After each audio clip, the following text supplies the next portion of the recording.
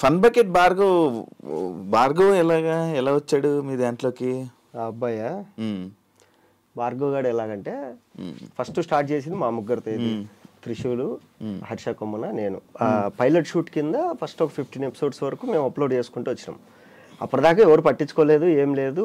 మేమేందంటే మేమందరం ఫోన్లు చేసుకొని అరే ఈరోజు 2000 వ్యూస్ వచ్చినాయి మనకు, అది ఇది అనుకునేవాళ్ళు. ఒక 15th ఎపిసోడ్ తర్వాత బాగా క్లిక్ అయిపోయింది. బాగా క్లిక్ అయిపోయిన తర్వాత అప్పుడు ఉదయ్ అని చెప్పి ఒక అబ్బాయిని, ఒక ఆవిడ ఇలా ఫన్ బకెట్ అనేది ఒకటి జరుగుతుంది, పలానా చోట ఆఫీస్ ఉంటుంది, మీరు వెళ్ళి డైరెక్టర్ని కలవండి, మీకు ఛాన్స్ ఇస్తాడు అంటే, ఆ అబ్బాయి మధురానగర్లో హాస్టల్లో ఉండేవాడు. ఆ అబ్బాయితో పాటు ఇంకొక అబ్బాయి భరత్ బెహ్రా, వీళ్ళిద్దరు కలిసి వచ్చారు. మా డైరెక్టర్ వీళ్ళిద్దరిని చూడగానే ఇద్దరు మంచి సాలిడ్ పర్సనాలిటీ, స్టైలిష్గా ఉన్నారు ఇద్దరు.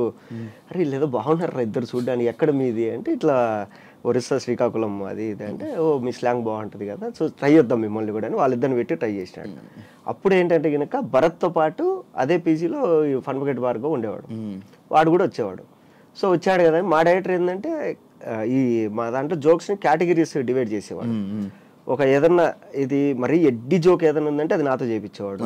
Girl friend boyfriend joke అయితే త్రిశూల్ అనే అబ్బాయి, ఫేస్ ఎవరిది సెట్ అయితే ఎవరు సెట్ అయితే వాళ్ళది. సో అలా చేసుకుంటే ఏంటంటే కనుక ఒక ఎపిసోడ్ ఒక 5 నిమిషాలు 10 నిమిషాలు రావాలంటే దాంట్లో ఫిలప్ ఉండాలి కదా. అట్లా భార్గవ్ గారు కూడా నేను చేస్తా అంటే సరే చేరా నువ్వు కూడా ఏదన్నా అని చెప్పేసి వాడిని కూడా పెట్టేవాడు.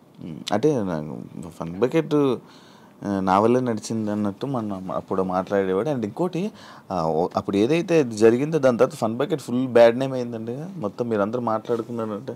బ్యాడ్ నేమ్ మ్యాటర్ ఏంటంటే ఇప్పుడు ఫన్ బకెట్ భార్గవ్ సింపుల్ చెప్తాను, జబర్దస్త్ అనేది ఉంది, దానివల్ల ఒక 50 మంది ఆర్టిస్టులు ఈజీగా ఉన్నారు పేరు వచ్చిన వాళ్ళు. తర్వాత బిగ్ బాస్ అనేది ఉంది, బిగ్ బాస్ వల్ల దగ్గర ఇప్పటికి ఇన్ని సీజన్ల వరకు ఒక 90 మందికి పేరు వచ్చింది. సో అలా మా ఫన్ బకెట్ నుంచి ఒక 15 మంది 20 మంది ఆర్టిస్టులు ఉన్నారు. అందరిలో ఫన్ బకెట్ అనే పేరు దాన్ని సృష్టించిన డైరెక్టర్ పెట్టుకోలేదు. దానివల్ల మేమందరం బతుకుతాం, కానీ మేము కూడా పెట్టుకోలేదు. కానీ ఈడు పెట్టుకున్నాడు, ఈడొక్కడు పెట్టుకున్నాడు ఫన్ బకెట్ భార్గవ్ అని పెట్టుకున్నాడు. తర్వాత ఎక్కడ చూసిన న్యూస్ ఛానల్ చూస్తే ఫన్ బకెట్ భార్గవ్ ఈడేదో చేసేది ఏదో పని చేశాడు, మళ్ళీ మన ఫన్ బకెట్ పేరు పెట్టుకున్నాడు. చూసిన వాళ్ళందరూ మనల్ని అడుగుతారు ఏంది మీ వాడు అది ఇది అని చెప్పి అనుకున్నాం అంతే. మళ్ళీ అప్పుడు కదిలింది కదా, మళ్ళీ ఎందుకు అది ఆగిపోయింది సడన్ గా? జోక్స్ లేవు అంటే అక్కడికి వచ్చిన వాళ్ళందరూ ఏంటంటే సినిమాలు చేయాలని. మా డైరెక్టర్ వచ్చేసి అప్పటికే డైరెక్టర్గా ట్రై చేసి రణరాజీరానికి అసోసియేట్గా పనిచేసి మళ్ళీ ఏదో ఫ్యామిలీ ప్రాబ్లమ్స్ వచ్చి మళ్ళీ రిటర్న్ వచ్చి ఇక్కడ మంత్లీ శాలరీ కింద జాయిన్ అయ్యి చేసుకునేవాడు. సో నేనేంటంటే నా గోల్ ఏంటి, నేను సినిమాల్లోకి వెళ్ళాలి, సినిమాల్లో ఉండాలి అనేసి నా గోల్. సో ఇలా అనుకునే టైంలో అది ఏమైందంటే ఒక 50-60 ఎపిసోడ్ల వరకు వచ్చిన తర్వాత మాకు ఛాన్సెస్ వచ్చినాయి బాగా. ఇది నాకు మూవీస్లో ఛాన్సులు రావడము, తర్వాత మా డైరెక్టర్కి ఏంటంటే అప్పటికే స్టోరీ రాసుకొని చాలామంది హీరోలకు చెప్పేసి ఒక ప్రొడ్యూసర్ వచ్చి ఆ ప్రొడ్యూసర్ ఆఫీస్ కూడా ఓపెన్ చేద్దామంటే మేమందరం ఆఫీస్ అయితే అంటే మాకెంత ఏమనిందంటే సినిమాలు చేయాలి ఎప్పటికైనా సినిమాల్లోకి వెళ్ళాలి అని. తర్వాత మా ఫన్ బకెట్ డైరెక్టర్ది ఈ డిమాంటేషన్ వచ్చేసి ప్రొడ్యూసర్ కొద్ది రోజులు ఆపుదామని చెప్పి అది పూర్తిగా ఆగిపోయింది.